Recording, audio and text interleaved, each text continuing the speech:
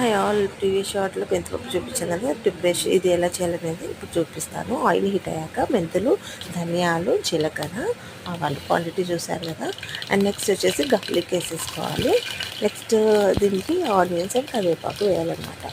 So ఈ పప్పు చాలా సూపర్ టేస్ట్ ఉంటుంది అండ్ త్వరగా కూడా అయిపోతుంది.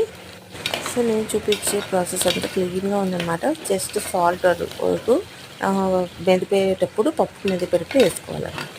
సో అదొకటి నేను లాస్ట్లో వేసేసి మెదిపేసాను. నెక్స్ట్ మంచిగా ఫ్రై అయింది. ఎండుమిర్చి యాడ్ చేసుకోవాలి. ఎండుమిర్చి కట్ చేసి వేసుకోవచ్చు, అలాగే కూడా వేసుకోవచ్చు.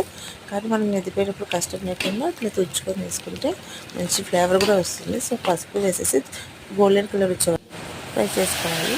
సో దూరగా ఫ్రై అయ్యాక మనం వాటర్ వేసేసుకొని టొమాటోస్ అండ్ చింతపండు యాడ్ చేసుకోవాలి. చింతపండు ఇలా గ్లాసులో ఎందుకు పెట్టినంటే పప్పు బాగా ఉడుకుతుంది. సో అందుకని ఒక 4 విజిల్స్ వేసేసుకొని మెదిపేసుకోవాలి.